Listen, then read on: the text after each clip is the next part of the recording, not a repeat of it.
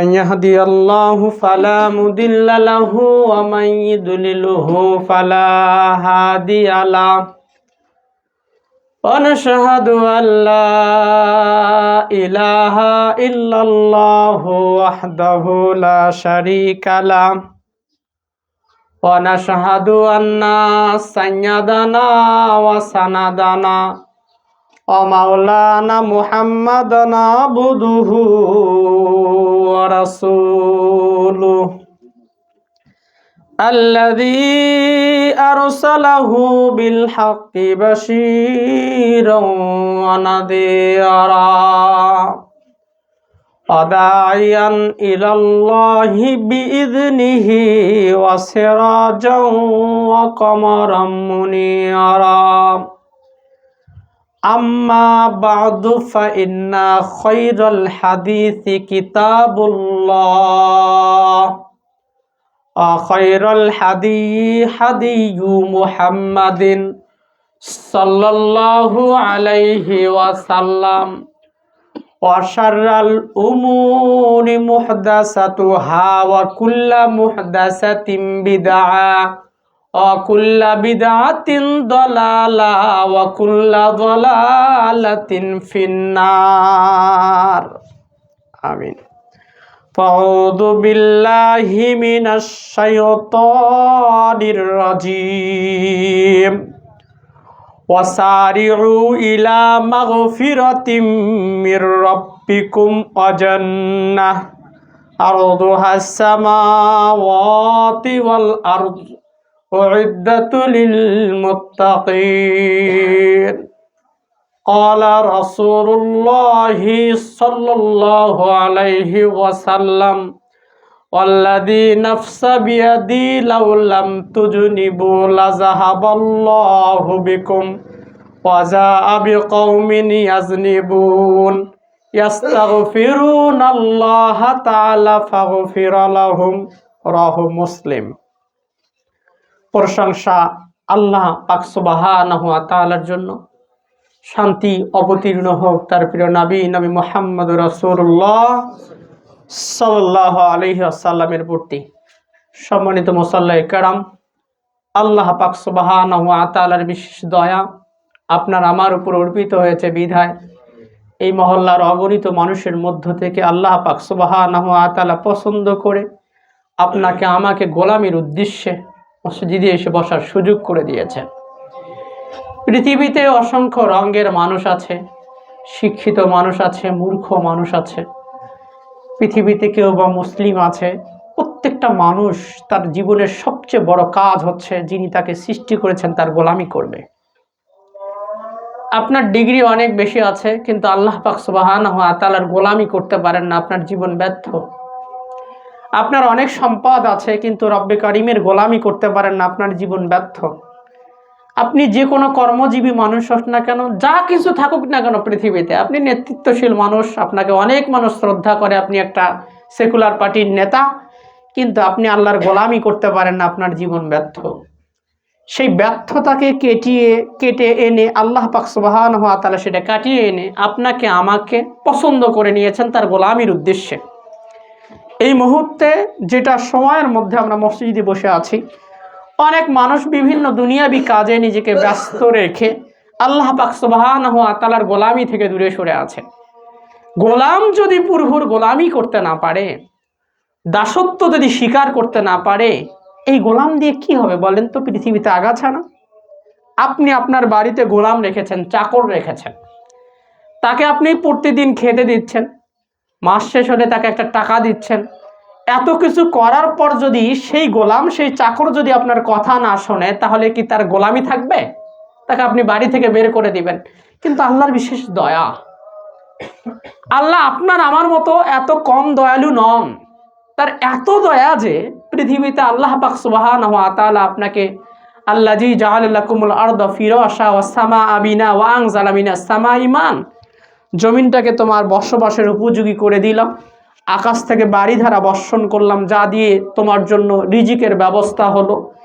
এইটা যে আল্লাহ পাক সুবহানাহু ওয়া তাআলা দিলেন, এত কিছু দেওয়ার পরে যখন আপনি তার গোলামি করেন না, তারপরও আল্লাহ পাক সুবহানাহু ওয়া তাআলা আপনাকে অবকাশ দিচ্ছেন, যে তোকে সময় দিলাম, বান্দা ফজর চলে গিয়েছে, সমস্যা কি, জোহরে আয়, আমি আল্লাহ তোর সাথে সাক্ষাৎ করব।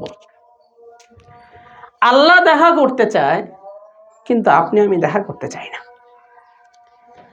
আল্লাহ পাক সুবহানাহু ওয়া তাআলা আপনাকে দেখতে মন চায়। আল্লাহ চায় যে বান্দাটাকে একবার দেখি, বান্দা আমার কাছে আসুক, কিন্তু আপনি আল্লাহর সাক্ষাৎটাকে পছন্দ করেন না। যখন মুয়াজ্জিন ডাকে হাইয়া আলাস সালাহ, সালাতের জন্য আসো, হাইয়া আলাল ফালাহ, তোমার কল্যাণ হবে, তখন আল্লাহ বলেন এটা তো আমার ডাক, আমি তোমার সাথে সাক্ষাৎ করতে চাই। এই সাক্ষাতের ডাক দৈনন্দিন 5বার তোমাকে ডাকিয়ে দেওয়া হলো।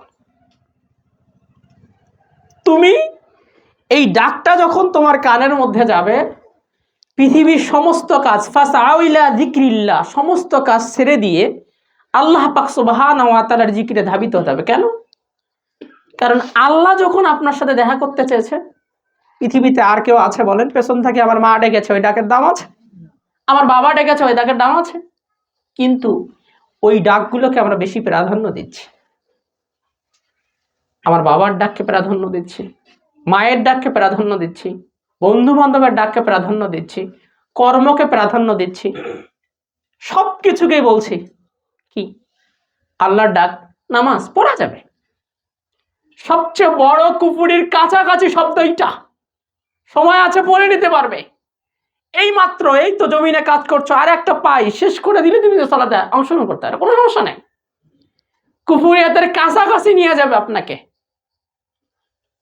সালাত পড়া কি সময় চলে গেল? অত দূর থেকে একজন লোক আসছে তোমার সাথে কথা বলার জন্য, আর তুমি সালাতের দোহাই দিয়ে তাকে অ্যাভয়েড করলে। যে গোলাম তার মালিককে অ্যাভয়েড করতে পারে, পৃথিবীতে একজন গোলাম আর একজন গোলামের কি করতে পারবে বলেন? আমি তো আমার মালিককে অ্যাভয়েড করেছি। সম্মানিত মুসলিম ভাই, যে রব্বে কারিম আপনাকে ভালোবেসে মহাব্বত করে তার গোলামি করার উদ্দেশ্যে মসজিদে এসে বসার সুযোগ করে দিলেন, আমরা সিজদাতে শুকর উচ্চারণ করি, সকলে বলি আলহামদুলিল্লাহ। এইটা পৃথিবীতে সমস্ত মানুষ পায় না, এটা সবার কপালে জোটে না। এই কপাল আল্লাহ পাক সুবহানাহু ওয়া তাআলাকে সিজদা করে, এই কপাল পৃথিবীতে খুব কম আছে যে কপাল আল্লাহকে সিজদা করতে পারে। এই জবান খুব কম আছে যে জবান কেবল নিজের কষ্টগুলো আল্লাহকে বলতে পারে। এটা খুব কম সংখ্যক মানুষ আছে পৃথিবীতে। আপনি খুব কম সংখ্যক মানুষকে খুঁজে পাবেন। আমার পায়ে কাটা হেনে গেছে, আমি সাত সাত ওমা ও আব্বা বলে চিৎকার দিচ্ছি, বা পাশের একজনকে বলছি আসেন আমাকে সহযোগিতা করেন, কিন্তু ওই সময় যে আমি আমার আল্লাহকে বলবো আল্লাহ আমি বিপদগ্রস্ত, এই সংখ্যক মানুষ পৃথিবীতে কম, খুব কম সংখ্যক মানুষ আছে। এটা খুবই কম সংখ্যক মানুষ, কিন্তু ওই সংখ্যক মানুষের মধ্যেই আমাদেরকে যেতে হবে। আজকের আলোচনা আমরা ওই দিকে এড়িয়ে যাচ্ছি। খুব কম সংখ্যক মানুষের মধ্যেই নিজেদের একটা স্থান তৈরি করে নিতে হবে। খুব কম সংখ্যক মানুষের মধ্যেই নিজের একটা পথ তৈরি করে নিতে হবে। আল্লাহ বলছেন ওয়াসারিউ ইলা মাগফিরাতিম মির রাব্বিকুম ওয়া রাহমাহ জান্নাহ। আল্লাহ পাক সুবহানাহু ওয়া তাআলা ওয়াসারিউ, তোমরা প্রতিযোগিতা করো, ইলা মাগফিরাতিম মির রাব্বিকুম, তোমার পালনকর্তা তোমার রব তার ক্ষমার দিকে এবং জান্নাতের দিকে। আজকে এই মুহূর্তে এখন থেকে আপনার প্রতিযোগিতা শুরু হবে, একটাই লক্ষ্য, সেটা জান্নাত। আপনার আমার লক্ষ্য একটা। যখন লক্ষ্য স্থির হয় তখন কিন্তু আপনি ওই জায়গায় যেতে পারবেন। আপনার জীবনের কোনো লক্ষ্য নেই, তখন উড়োধুরো হবেন। মনে করেন ওই 4 রাস্তার মাথার মধ্যে একজন লোক এসেছে, এসে আপনাকে জিজ্ঞেস করছে ভাই আমাকে রাস্তা দেখিয়ে দেন। সহজ কোশ্চেন। আপনি এখন বলছেন ভাই কোন রাস্তা দেখিয়ে দেব, কোন দিকে যেতে চান? এখন এই পাগল বলছে আমি কোন দিকে যাইতে চাই সেটাই জানি না। আপনি আমি ওই পাগল, আমরা কোথায় যেতে চাই এটাই জানি না। বিশ্বাস করেন এটা সত্য, এটাই সত্য। আমি যদি বলি জান্নাত যেতে চাই, তাহলে দুনিয়া আমার কাছ থেকে দূরে চলে যাবে। আর আমি যদি বলতে চাই আমি দুনিয়াও পেতে চাই জান্নাতও পেতে চাই, তাহলে কোনোটাই হবে না। লক্ষ্য একটা হতে হবে। আল্লাহকেও পেতে চাই, হিল্লাকেও পেতে চাই, এইটা কখনো হতে পারে না। সলাতও পড়বো, কাজও করব, একসাথেই দুইটা হবে না। সলাতের টাইমে সলাৎ শেষ হয়ে গেলে ফাইজা কুদিয়াতিস সালাত ফান্তাশিরু ফিল আরদি ওয়াবতাগু মিন ফাজলিল্লাহ, যখন সলাৎ শেষ হবে মসজিদে আর বসে থাকা যাবে না, তখন আপনি জমিনে বিচরণ করবেন, তখন আমার রিজিক অনুসন্ধান চলবে। এখন আপনার সন্তান না খেয়ে ঘুমিয়ে পড়ে আছে, বাড়িতে এসে দেখলেন যে কোনো খাবার টাবার কিছু ব্যবস্থা নেই, মাও খুব খুশি, সন্তান ঘুমিয়ে পড়ছে, খাবার দিব কোথা থেকে। এখন আপনি এসে জিজ্ঞাসা করছেন এরা কি সলাৎ পড়ে ঘুমিয়ে আছে? তখন মা বলছে ক্ষুধার্ত মানুষগুলোকে আবার তুলবো সলাতের জন্য? এখন এই বাবার উত্তর হচ্ছে, আজকে আমার ছেলে ক্ষুধার জন্য কাঁদছে, আর সলাৎ না পড়ে ঘুমালে এই সন্তান আমাকে জাহান্নামের আগুনের মধ্যে যা জ্বলবে। আমি হচ্ছে এমন যে সামান্য কষ্ট, সন্তানের নাক দিয়ে পানি পড়লো কেন, আপনি এটার জন্য আপনি স্ত্রীকে টর্চার করেন, কি ছেলেকে ঠান্ডা লাগাইছো কেন, ও রে আল্লাহ ইন্নালিল্লাহ, এটার জন্য আপনি আপনার স্ত্রীকে টর্চার করছেন। সোলের ছোট মোটো ভুল হলো কেন, ইংরেজিতে 90 পেলো কেন, ওর তো 80, ওর তো 100 পাওয়ার কথা ছিল। আপনি এগুলোর জন্য আপনার পরিবারে টর্চারের ব্যবস্থা আছে, কিন্তু আপনার ছেলে এই পরীক্ষার দোহাই দিয়ে, আপনার ছেলে রাত জেগে পড়েছে এর দোহাই দিয়ে পরের দিন সকাল 10টায় ঘুম থেকে উঠছে, এটার জন্য আপনার বাড়িতে কোনো টর্চারের ব্যবস্থা নেই। এটার জন্য আপনার স্ত্রী কোনোদিনই বলেননি তোর খাবার বন্ধ হয়ে থাকবে, বরঞ্চ আপনি বলেছেন আজকে টিউশনে যায়নি, তোমার খাবার বন্ধ, তোর মায়েরও খাবার নেই, তোরও খাবার নেই, তোকেও দেখতে চাই না, তোর মাকেও দেখতে চাই না। আর সবচেয়ে পুরুষের কমন সমস্যা হচ্ছে আপনার সন্তানের জন্য আপনি আপনার স্ত্রীকে দায়বদ্ধতা দিচ্ছেন কেন? এই নোংরামি কেন ভাই? সন্তান ভুল করেছে, পৃথিবীতে এমন কোনো মা খুঁজে পাবেন যে নিজে মহিলা খারাপ কিন্তু সন্তানকে কখনো খারাপ বানাতে চায়? প্রয়োজন ও মহিলা আরো 7 জন মানুষের কাছে যায়, যা সেখান থেকে টাকা উপার্জন করে, তারপরও চিন্তা ভাবনা করে নিজের মেয়েটা যেন অন্য মানুষের কাছে না যেতে হয়। এটা একটু মা এটা করে, পাপ তো পাপে, আমি অস্বীকার করছি না এটা পাপ নয়, পাপ, কিন্তু মা করে এটা। তাহলে আপনি কেন একটা সন্তানের দায়বদ্ধতা মায়ের উপর চাপিয়ে দিচ্ছেন? এই মন মানসিকতা যদি থাকে, হীন মন মানসিকতা, নোংরা মন মানসিকতা, তাহলে পরিবর্তন করতে হবে ইনশাআল্লাহ। আমরা করতে রাজি আছি ইনশাআল্লাহ।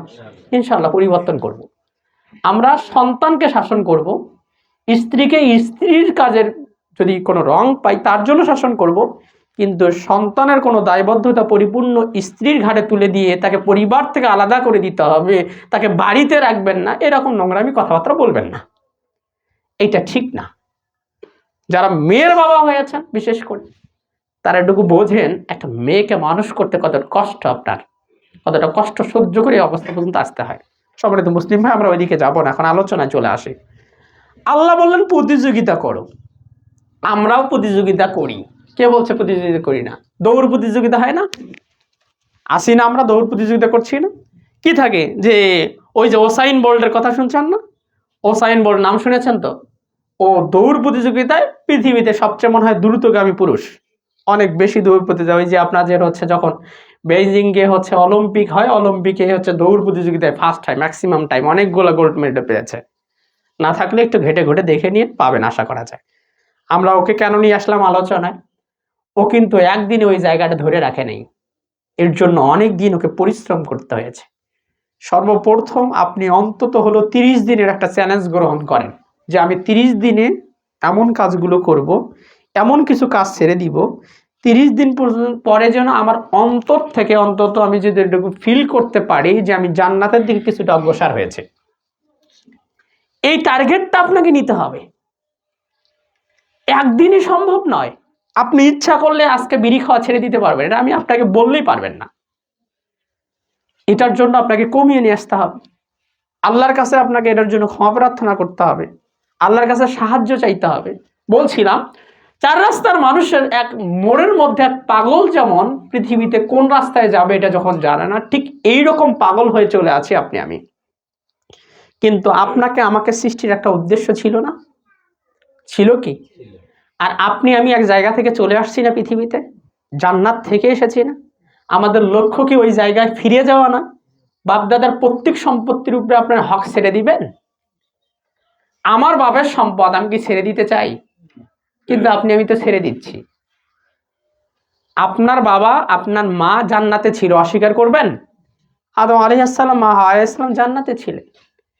সেখানে তারা পদাঙ্ক অনুসরণ করলেন শয়তানের, আসলেন পৃথিবীতে। ঠিক আপনি আমি ওই জায়গায় ফিরতে পারছি না, ওই একই পন্থা অবলম্বন করে শয়তানের পথকে অনুসরণ করে। ইন্নাহু লাকুম আদুব্বুম মুবিন, আল্লাহ স্পষ্ট করে দিল এ হচ্ছে প্রকাশ্য শত্রু।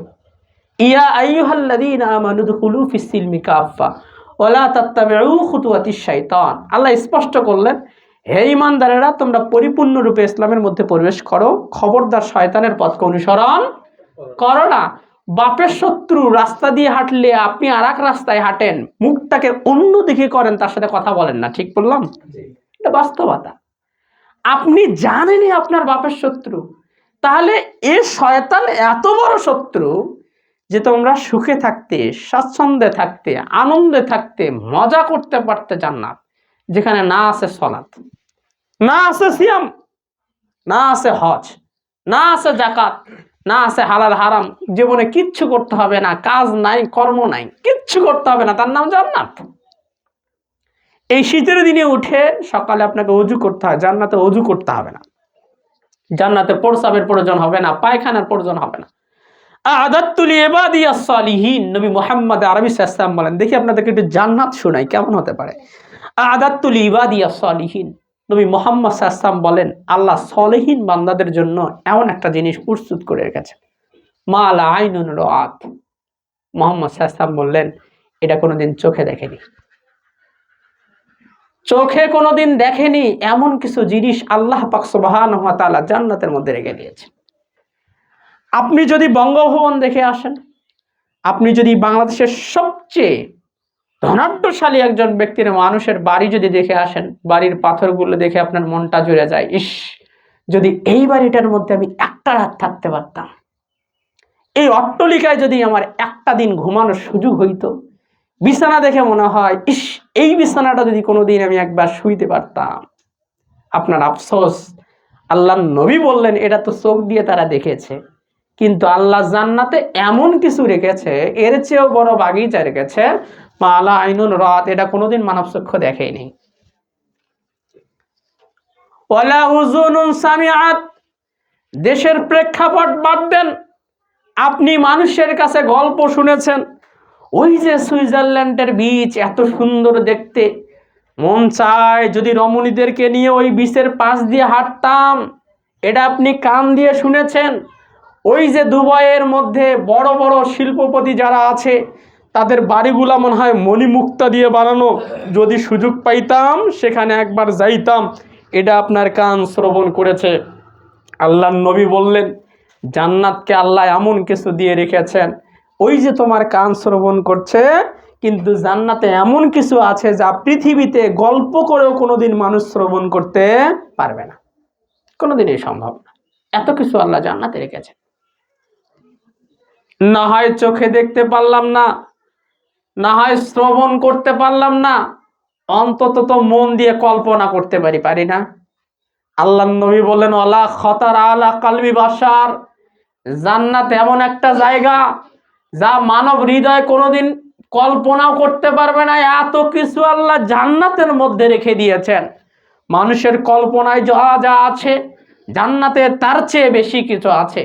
মানুষ মনে করে, ইস, আমি শুয়ে থাকবো, আমার পা টেপার জন্য অনেক দাসীর প্রয়োজন, আর দাসী আমি পুরুষ শুয়ে আছি, ওগুলো যদি নারী হতো আরো ভালো হইতো। আল্লাহর নবী বললেন, জান্নাতে তার চেয়েও বেশি কিছু আছে। আমি যখন ঘেমে যাব কপালগুলো, তখন মোছার জন্য কিছু যদি বালক থাকতো, ওরা এসে যদি আমার কপালটাকে মুছে দিত। আল্লাহর নবী বললেন, জান্নাতে এর চেয়েও বেশি কিছু আছে যা তোমার অন্তর কল্পনা করবে না। ইস, এমনটা যদি হতো, জান্নাতে আমার মন চাইতো আমি এখান থেকে ওই প্রান্তে যাব, আবার ওখান থেকে এখানে ফিরে আসব, চোখের পলকে যা বলবো তাই হবে। আল্লাহর নবী বললেন, এটা তোমার অন্তরের কল্পনা, ওয়ালা খাতার আলা কালবি বাশার, কিন্তু জান্নাতকে আল্লাহ এমন কিছু রেখে দিয়েছেন যা তোমার অন্তর কল্পনা করতে পারবে না। সুবহানাল্লাহি বিহামদিহি, এর নাম জান্নাত। আর সেই লক্ষ্যকে আপনাকে স্থির করতে বলছি। সর্বপ্রথম আপনার আল্লাহর জান্নাত যদি পেতে চান, সর্বপ্রথম আপনার তাওহীদকে ঠিক করে নিতে হবে। এর বিকল্প কোনো রাস্তা নেই। তাওহীদ যে মানুষের ঠিক থাকবে না, এ আল্লাহর জান্নাত পাবে না। তাওহীদ যে মানুষের ঠিক থাকবে না, এ আল্লাহর জান্নাত পাবে না। সর্বপ্রথম যদি কোনো মানুষ অসারিউ ইলা মাগফিরাতিম মির রাব্বিকুম ওয়া জান্নাহ, যদি কোনো মানুষ জান্নাতের দিকে অগ্রসর হতে চায়, আল্লাহর ক্ষমার দিকে অগ্রসর হতে চায়, তাকে সর্বপ্রথম যে জিনিসটা শিখ করতে হবে সেটার নাম তাওহীদ। সম্মানিত মুসলিম ভাই, তাওহীদ ঠিক করতে গেলে আপনাকে কি করতে হবে? আপনার সব কিছু, এই যে বলছিলাম গোলামি করা, আল্লাহরই কেবলমাত্র গোলামি করতে হবে, এটাই হচ্ছে সর্বপ্রথম ধাপ। আপনি যখন আল্লাহকে ছেড়ে দিয়ে, যখন আল্লাহ পাক সুবহানাহু ওয়া তাআলা বললেন সূরা ফাতির খুলুন, হাল মিন খালিকিন গায়রুল্লাহ ইয়ারযুকুকুম মিনাস সামাই ওয়াল আরজ, আসমান জমিনে তোমার কোন রব আছে, কোন সৃষ্টিকর্তা আছে আমি আল্লাহ ছাড়া, যে তোমাকে জীবিকা দিবে? হাল মিন খালিকিন গায়রুল্লাহ ইয়ারযুকুকুম মিনাস সামাই ওয়াল আরজ, আসমান জমিনে আল্লাহ ব্যতি রেখে আর কোনো রব নেই, আর কোনো স্রষ্টা নেই যে আপনাকে জীবিকা দিতে পারে। তাহলে বিশ্বাস করুন, আপনার যা জীবিকা আছে পৃথিবীতে কেউ খেতে পারবে না, কেউ খেতে পারবে না। যদি আপনার ভাই আপনার সম্পদ মেরে দেয়, তাও খেতে পারবে না। আল্লাহ আপনাকে যা দিয়েছে তা আপনি পাবেনই। আপনার বোন যদি আপনাকে সংকীর্ণ করে, আপনি যদি আপনার বোনের সম্পদ মেরে দিয়েও আপনার রিজিক বাড়াতে পারবেন না। আপনার রাস্তা একজন সংকীর্ণ করে দিয়েছে, সেও রিজিক বাড়াতে পারবে না। আপনার ব্যবসা একজন ক্ষতি সাধন করছে, সেও রিজিক বাড়াতে পারবে না। বিশ্বাস করুন, রিজিক ফিক্সড করা আছে। আল্লাহ যা জীবিকা ফিক্সড করেছে, এটাতে আপনি হালাল পথে উপার্জন করার চেষ্টা করেন। হারামের রাস্তাও যদি হাঁটেন, আপনি এক বিন্দু পরিমাণ রিজিক বাড়াতে পারবেন না। আর একটা কথা স্মরণ করে দেই, মনে করেন আমি হারাম পন্থায় যে সম্পদ উপার্জন করেছি, অনেক বেশি টাকা উপার্জন করে নিয়ে আমার অনেক বড় অট্টালিকা তৈরি করলাম, বড় একটা গাড়ি কিনলাম, আমার বাড়িটাকে সেইভাবে সাজিয়ে নিলাম। মুসলিম ভাই, বিশ্বাস করুন, আমি যে সম্পদ উপার্জন করেছি, এই সম্পদের আমি ভোগ দিতে পারবো তার কোনো নিশ্চয়তা নেই। আর একবার স্মরণ করে দিই, মনে করুন আমি যে সম্পদ উপার্জন করছি, গতকালই মনে করেন একজনের সম্পদ আমি আত্মসাৎ করে নিয়েছি কয়েক লক্ষ বা কোটি টাকা। আজকে আমি মারা গেলাম, এই সম্পদ আমার পরিবারের জন্য বৈধ, কারণ তারা জানে না আমি কোথা থেকে নিয়ে এসেছি। সম্মানিত মুসলিম ভাই, এই সম্পদ আমার স্ত্রী ভোগ করবে, এই সম্পদ আমার সন্তান ভোগ করবে, এই সম্পদ আমার নাতিপুতি ভোগ করবে। পৃথিবীতে সম্পদ স্থায়ী হয়েও থাকতে পারে, ধাপে ধাপে মানুষের কাছে যেতে পারে। বিশ্বাস করুন, আমি এই সম্পদের ভোগ দিতে পারলাম না, গতকালই সম্পদ আত্মসাৎ করেছি, আজকে আমার জীবনের পরিসমাপ্তি হলো, আমি মরে গেলাম। কিন্তু আমি যখন কবরে চলে যাব, আমি কোন পন্থায় সম্পদ উপার্জন করেছি তার হিসাব আমাকে দিতে হবে। ভোগ দিতে পারিনি দুনিয়াতে, এটার কোনো সমস্যা নাই, কিন্তু উপার্জন করেছি, এর হিসাব না দিয়ে আমি পার হতে পারবো না। তাহলে বলুন, আপনি কি করছেন? আপনি আমি কেন পাগল নই? আমরা পাগল, ওই কোয়ালিটির পাগল যে আমরা রাস্তা জানি না কোথায় যেতে চাই। আমাদের নিজেদের রাস্তা ফিক্সড নয়, আমরা কোথায় যেতে চাই এ রাস্তা আমরা ফিক্সড করতে পারিনি। যদি পারতাম, তাহলে গতকাল যদি ওই লোক নিজে এসে আমাকে ঘুষ দিতে চাইতো, আমি খাইতাম না। কেন? কারণ আমি জানি আমার রাস্তা হলো জান্নাত, আর জান্নাতের রাস্তার বাধা হলো ঘুষ, আমার খাওয়া যাবে না। এখন আমার কাছে মনে হয় না, সম্পদ বাড়াতে হবে। আল্লাযী জামা মালাহু ওয়া আদ্দাদা, সম্পদ জমা করে আর গুনে গুনে রাখে। ইস, এই টাকা দিয়ে যদি আমি বেঁচে যেতাম। মালাকুল মউত কি এত সহজে আসবে? আমার চিকিৎসা কি আর কম হবে? টাকা থাকলে চিকিৎসা আছে, না থাকলে নাই। আমি আমার বড় অসুখ হবে, বড় জায়গায় যা চিকিৎসা নিব, চিকিৎসা নিয়ে সুস্থ হব, কারণ আমার যাই হোক আমার টাকা আমাকে সেভ করবে। এই চিন্তা, এই চেতনা নিয়ে আমি বসে আছি। এটুকু আপনাকে স্মরণ করে দেই, আওয়ামী লীগ সরকারের আমলে তৎকালীন সময়ের রাষ্ট্রপতি, মানে যার চিকিৎসার ভার সরাসরি কে গ্রহণ করবে? রাষ্ট্র গ্রহণ করবে। জিল্লুর রহমান, তিনি তখন রাষ্ট্রপতি ছিলেন। কেউ কি চায় আসন ছেড়ে দিয়ে জমিন ছেড়ে চলে যেতে? কেউ চায় না। অসুস্থ হলো, চিকিৎসার ব্যবস্থা হলো, সিঙ্গাপুরে নিয়ে যাওয়া হলো, চিকিৎসার কোনো ব্যত্যয় নাই, তার খাওয়া পর্যন্ত পরীক্ষা করা হতো। যখন তিনি খাবার গ্রহণ করতেন, তার পূর্বে খাবারটাকে পরীক্ষা করে নেওয়া হতো। এত পরীক্ষা করে খাবার, এত বিশুদ্ধ খাবার, আপনি আমি তো হাত না ধুয়েও খেয়ে ফেলি না? তাই এত বিশুদ্ধ খাবার তাকে দেওয়া হতো, তার খাবার মানুষ পরীক্ষা করে নিত। এত কিছু করলো, তার চিকিৎসার কোনো ব্যত্যয় ঘটানো হলো না। এরপরেও কিন্তু তাকে নিজে ক্ষমতায় থাকাকালীন সময়ে, রাষ্ট্রপতি থাকাকালীন সময়ে, দেশের সর্বোচ্চ ক্ষমতাশীল ব্যক্তি যখন, সেই সময়ে মালাকুল মউতকে আল্লাহ পাক সুবহানাহু ওয়া তাআলা তার কাছে পৌঁছে দিয়েছিলেন এবং তিনি জমিন থেকে বিতাড়িত, মানে তিনি মৃত্যুবরণ করেছেন। জমিনে তিনি থাকতে পারেননি। আপনি যদি মনে করেন আপনার ক্ষমতা তার চেয়েও বেশি, আপনি যদি মনে করেন তার চেয়েও বেশি, ও দেখি আটকাতে পারেনি, আমি আটকে দিব, মালাকুল মউত আমার কাজ অবধি পর্যন্ত আসতেই পারবে না। দোয়া দৌলত কি আর কম জানি? এটা হইতে পারে। ও না হয় আর্মি দিয়ে আটকাতে পারেনি, পুলিশ দিয়ে আটকাতে পারেনি, আমি হুজুর তো দোয়া দৌলত মোটামুটি কম জানি না, আমি দোয়া দৌলত দিয়ে আটকে দিব। পৃথিবীতে এত বড় হুজুর আর কোন দিন আসবে? যার চেয়ে বড় হুজুর আর পৃথিবীতে কোনোদিন আসবে না। যিনি ছিলেন শরীয়তের প্রবক্তা, যার কথা নিঃসন্দেহে আপনাকে মা আতাকুমুর রাসূলু ফাখুযুহু ওয়া মা নাহাকুম আনহু ফান্তাহু, যিনি এমন একজন মাটির তৈরি মানুষ, যার মুখের কথা পৃথিবীর প্রত্যেকটা মানুষের জন্য অনুসরণীয়। তিনি যা বলেছেন তাই পৃথিবীর মানুষ গ্রহণ করবে, যা বর্জন করতে বলেছেন পৃথিবীর মানুষ তা ছেড়ে দিবে। তিনি পর্যন্ত মৃত্যুবরণ করেছেন। সূরা জুমার খুলুন, আল্লাহর নবীকে আল্লাহ বলছেন, ইয়া ইন্নাকা মাইয়িতুন ওয়া ইন্নাহুম মাইয়িতুন, হে নবী মুহাম্মদ সাল্লাল্লাহু আলাইহি ওয়াসাল্লাম, আপনিও মৃত্যুবরণ করবেন, তারাও মৃত্যুবরণ করবে। তাহলে মুহাম্মদ সাল্লাল্লাহু আলাইহি ওয়াসাল্লামের চেয়ে বড় হুজুর পৃথিবীতে কোনোদিন আসবে না। মুহাম্মদ আরবি সাল্লাল্লাহু আলাইহি ওয়াসাল্লাম হৃদয় কেটে দিয়েও তার সমতুল্য কখনো হওয়া সম্ভব নয়।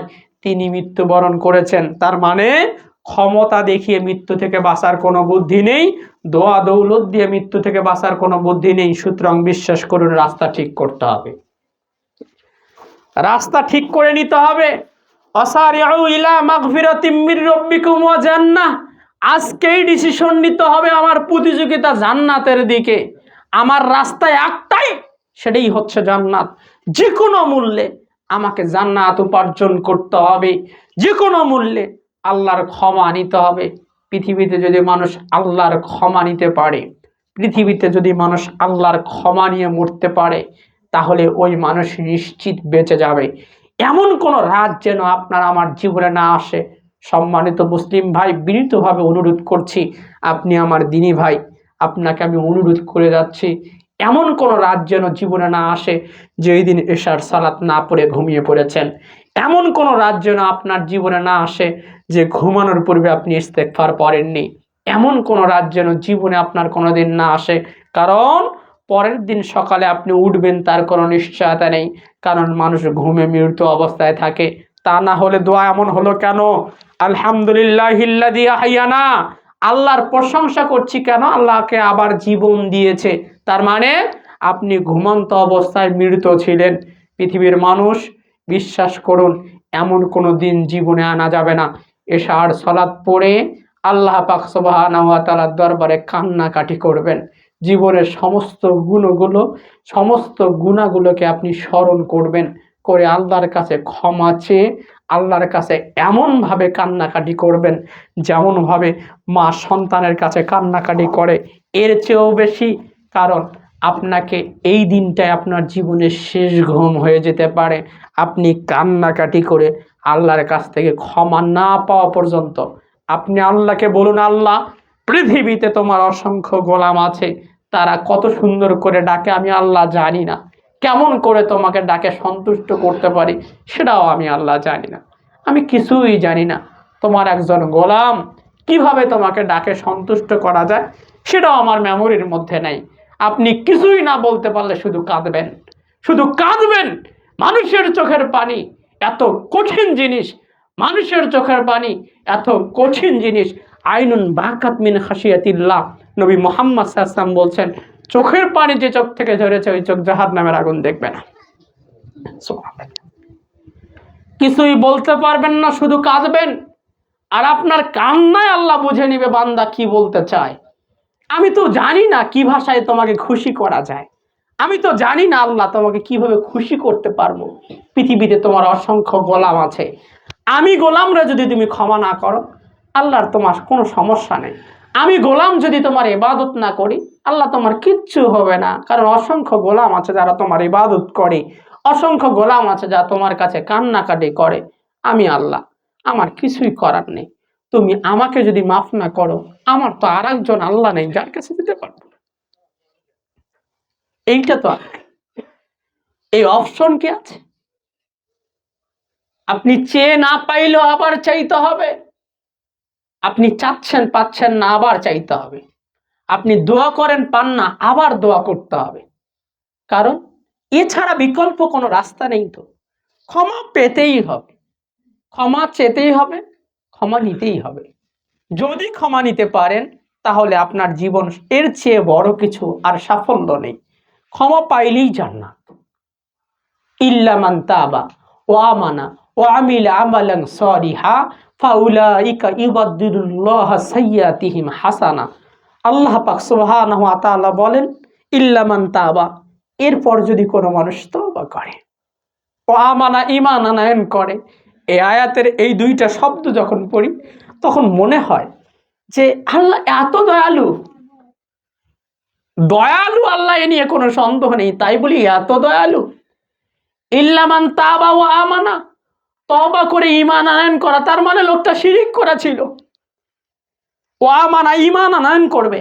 ইল্লা মান তাবা, তওবা করলো, ওয়া আমানা, এরপরে ঈমান আনয়ন করলো, তার মানে এমন পাপ করেছিল যে ওর ঈমান চলে গিয়েছে, তার মানে আল্লাহকে কষ্ট দিয়েছে, শিরিক করেছে। না হলে তো ঈমান আনয়ন করার দরকার ছিল না। কোরআনের আয়াতটা বোঝার চেষ্টা করুন, আল্লাহর দয়াকে বুঝুন। আল্লাহ বলছেন ইল্লা মান তাবা ওয়া আমানা, তওবা করলো এবং ঈমান আনয়ন করলো, মানে আল্লাহর দিকে ফিরে এসে আবার ঈমান নবায়ন করলো। পৃথিবীতে কতটা পাপ করেছিল যে তার ঈমান চলে গিয়েছিল, এখন এরপরে লোকটা ঈমান আনয়ন করলো, ওয়া আমিলুস সালিহা, এবং ভালো কাজ করলো, ভালো কাজ করলো। আল্লাহ বলেন ফাউলাইকা ইউবাদদিলুল্লাহু সাইয়্যাতিহিম হাসানা, ওই যে আগে ঈমান হারানো অবস্থায় যে পাপগুলো করেছিল আমি আল্লাহ পাক সুবহানাহু ওয়া তাআলা সেগুলোকে নেকি দ্বারা পরিবর্তন করে দিব। এটা হচ্ছে আল্লাহর ক্ষমা। আমাকে দেখান আর একটা অপশন, দেখান একটা অপশন যেখানে যায় এরকম ক্ষমা পাওয়া যাবে। আর রহমান আল্লামাল কুরআন খলাকাল ইনসান আল্লামাহুল বায়ান, দয়াময় আল্লাহ যিনি আপনাকে আমাকে কোরআন শিখিয়েছেন। একটা জায়গা আপনি দেখান যে আল্লাহর চেয়ে দয়া আর পৃথিবীতে হতে পারে। আমার ভাইয়ের কাছে আপনি টাকা মেরে খেয়েছেন, আপনাকে নিয়ে এসে আমি বাড়িতে বেঁধে রেখেছি, আপনি আমার কাছে ক্ষমা চালেন। ধরেন 10,000 টাকাই নিয়েছেন আমার ভাইয়ের কাছ থেকে, দেন না, আমি আপনাকে বাড়ির মধ্যে নিয়ে এসে বেঁধে রেখেছি, আপনি আমার কাছে ক্ষমা চালেন। আমি বললাম আচ্ছা ঠিক আছে, তোকে মাফ করে দিলাম, টাকা 10,000 ছেড়ে দিলাম। যতদিন বেঁচে থাকবেন আমার গুণকীর্তন করবেন না আপনি? আপনাকে কিন্তু আমি অপমান করছি, তারপরেও গুণকীর্তন করবেন কেন? আপনাকে আমি 10,000 টাকা মাফ করে দিয়েছি। দেখেন আল্লাহর দয়ার একেই বলবেন পৃথিবীর শ্রেষ্ঠ দয়ালু মানুষ। ওর ভাইরে অপমান করে ওর ভাইয়ের টাকা মেরে দিয়েছে আর মানুষটা ক্ষমা করে দিল। এত দয়ালু কোথায় পাওয়া যাবে? এত দয়া আর কার হতে পারে? আল্লাহ বললেন বান্দা, তুমি আমার বান্দার টাকা মেরে দিয়েছ, তুমি আমার কাছে ক্ষমা চেয়েছ।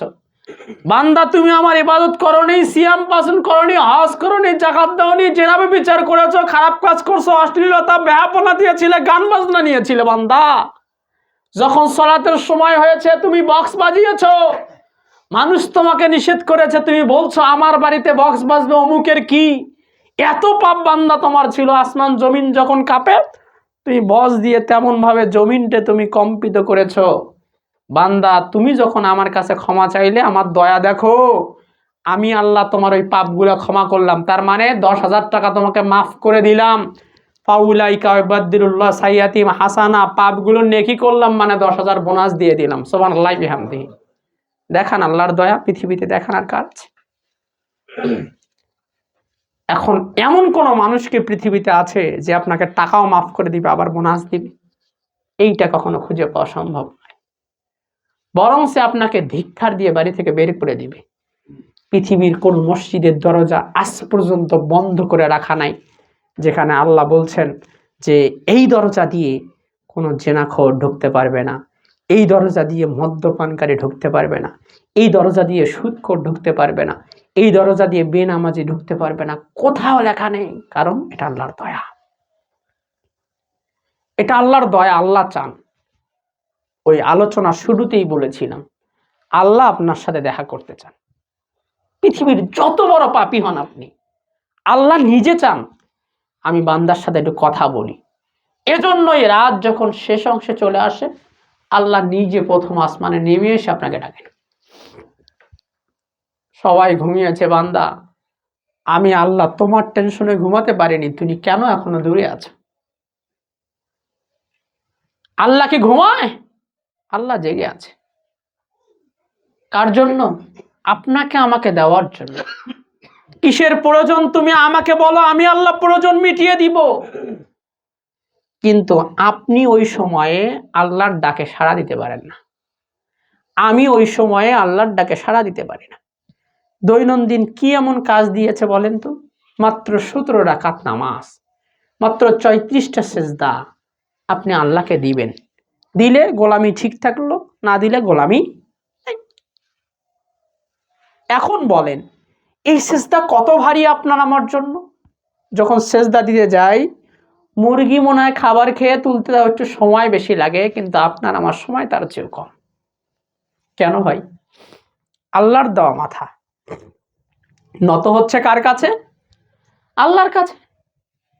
আল্লাহর নবী বললেন ফাকসারুদ দুআই, এই সময় তুমি বেশি বেশি করে দোয়া করো। আইয়া কানুল আবদু মির রাব্বিহি ওয়া হুয়া সাজিদুন, বান্দা যখন সেজদায় থাকে তখন আল্লাহর কাছাকাছি থাকে। ফাকসারুদ দুআই, এই সময় তোমরা বেশি বেশি করে দোয়া করো। অথচ আমি ওই সময় দোয়া পড়ি না। আমি তো দোয়াটাকে আলাদা অংশ বানিয়ে নিয়েছি, যে দোয়া বলতে সলাৎ নয়, সলাতের বাহিরে আরো অংশ আছে যেখানে যা দোয়া করা যায়, আমি বানিয়ে নিয়েছি। সলাৎ যখন শেষ হয়ে যাবে, আসসালামু আলাইকুম ওয়া রাহমাতুল্লাহ, তখন দোয়াটাও শেষ হয়ে যাবে। এইটা বুঝাতে আজকে এই সমাজে এই সময় অনেক আলেমকে এইটা বুঝাতে মনে হয় আপনি পারবেন না। যখন সালাম ফিরানো হয়ে গেল তখন দোয়া বন্ধ হয়ে গেল। এর আগ পর্যন্ত পুরোটা সময়ের মধ্যে দোয়া চলতেছিল। এর আগের পুরোটা সময়ের মধ্যে দোয়া চলতেছিল, অথচ সালামের বিনিময়ের মাধ্যমে আমি দোয়াটাকে কি করে নিলাম? বন্ধ করে দিলাম। আপনি সিজদায় অবতীর্ণ হয়েছেন, আল্লাহ পাক সুবহানাহু ওয়া তাআলা বলেন ওয়াসজুদু ওয়াক্তারিব, সিজদায় অবতীর্ণ হও, নৈকট্য লাভ করো, আমার নিকটবর্তী হও। পৃথিবীর মানুষ, আপনার আমার কাজ হচ্ছে যা কিছু প্রয়োজন, যা দরকার সব আল্লাহকে বলতে হবে। আল্লাহকে বললে লাভ কি? আল্লাহকে বললে উপকার কি? আল্লাহকে যদি আপনি বলেন এমন কিছু হবে, মনে করেন আমি খুব বড় ধরনের একটা পাপ কাজ করেছি, আপনাকে এসে বললাম আপনি কি করতেন বলেন তো আমাকে? হুজুর এই কাম করলো, তাই বলতেন না? মিথ্যা বললাম? এটা বলতেন না আপনি?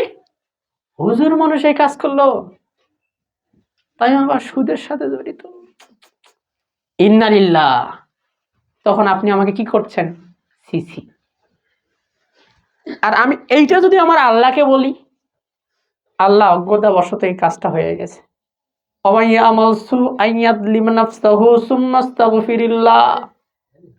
আল্লাহ বললেন যদি কেউ অজ্ঞতা বশত পাপ করে আল্লাহকে আসে বলে আল্লাহ আমি ক্ষমা চাই,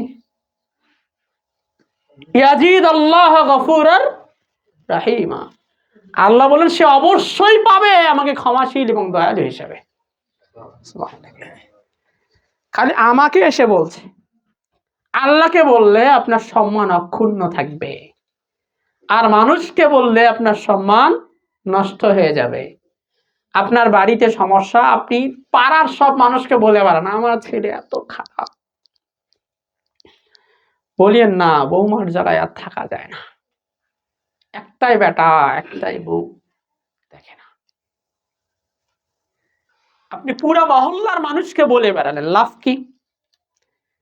বেলা শেষে ওই মানুষগুলো কি আপনাকে ভালো বলবে? সিসি বলবে, ধিক্কার দিবে। এই দুঃখের কথাটা তো আপনাকে আল্লাহকে বলতে হবে। আল্লাহ আমার ছেলে কেন দেখে না? ছেলে কার? আপনার। কাকে দেখে না? আপনাকে দেখে না। কোন দিন আল্লাহকে বলেছেন? কোনোদিনই বলেননি। এই ছেলেকে কি আপনি আল্লাহকে সিজদা দেওয়ানি বানাতে পেরেছেন? পারেননি তো। তাহলে ভাই আমাকে বলেন, আমার ছেলে আল্লাহ সিজদা দেয় না, ওই আমাকে ভাত দেয় না, এটা কোনো পাপ হলো? বলেন আমাকে, এটা কোনো পাপ? আল্লাহ সিজদা দেয় না, ওইটা যদি আপনার কাছে কোনো পাপ মনে না হয়, তাহলে আপনাকে লাগতে হয়, এটা তো কোনো পাপই হবে না। আপনি আমাকে বলেন কি জন্য পাপ হবে? আল্লাহকে সিজদা দেয় না, এটা নিয়ে আপনি কোনোদিনই মাথা ব্যথা ছিল না আপনার।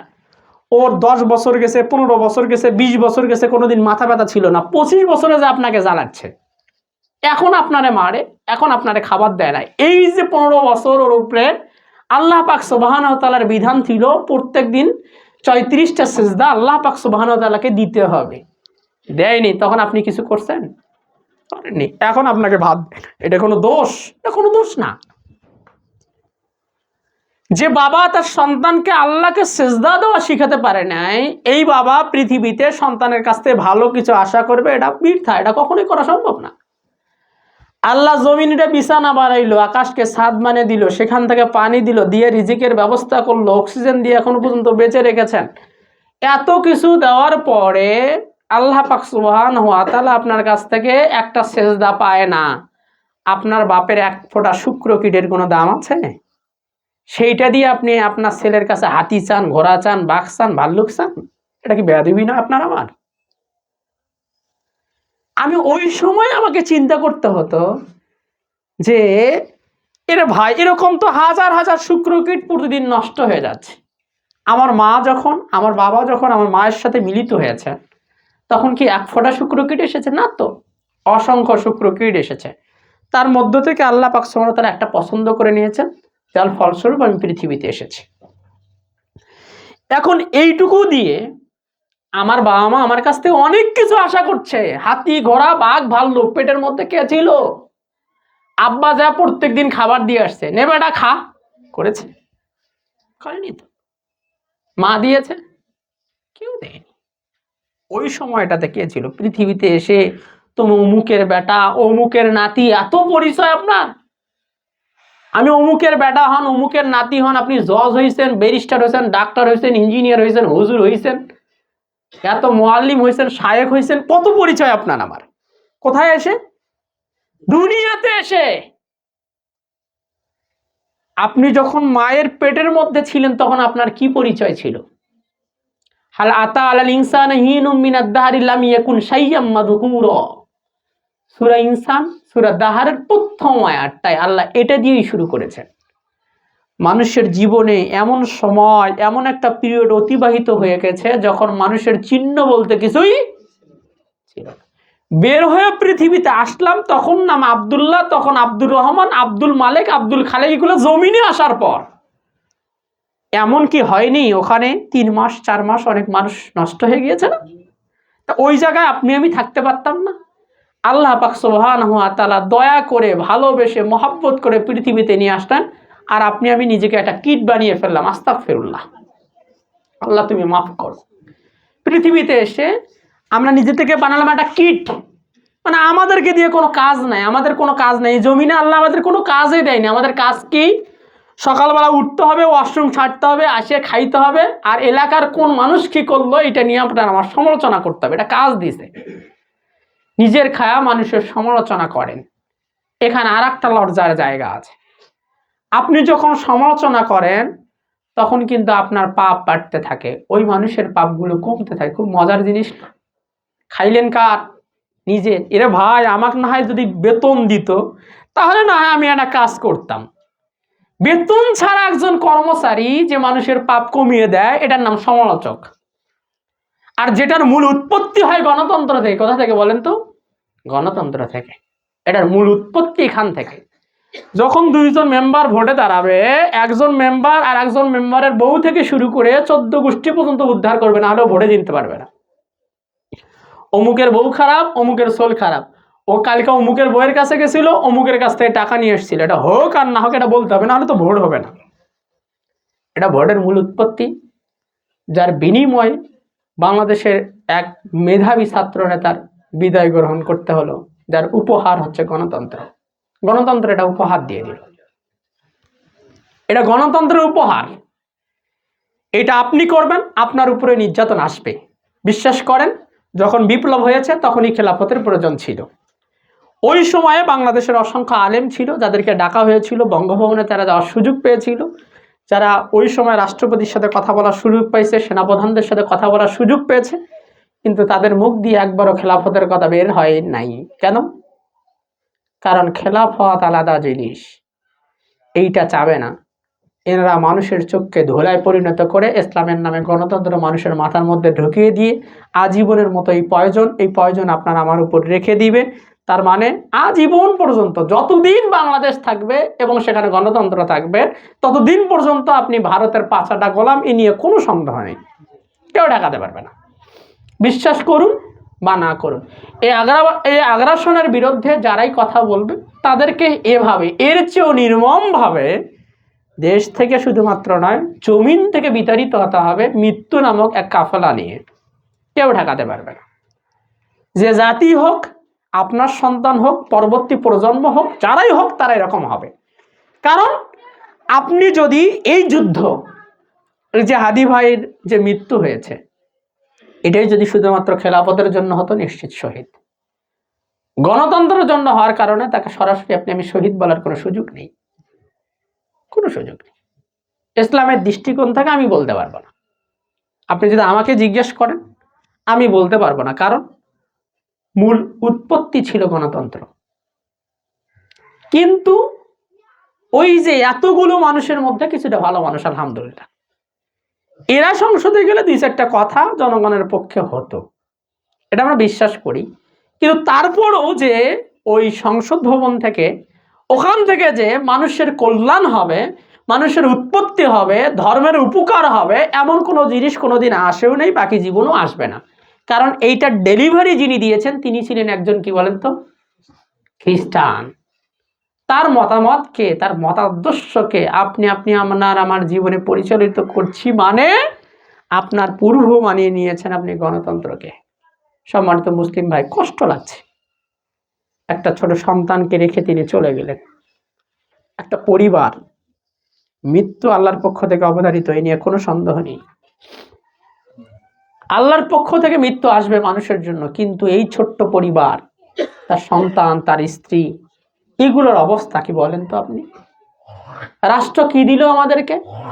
বিপ্লব কেন হয়েছিল? মানুষ শান্তিতে থাকবে, মানুষ মাথা উঁচিয়ে থাকবে।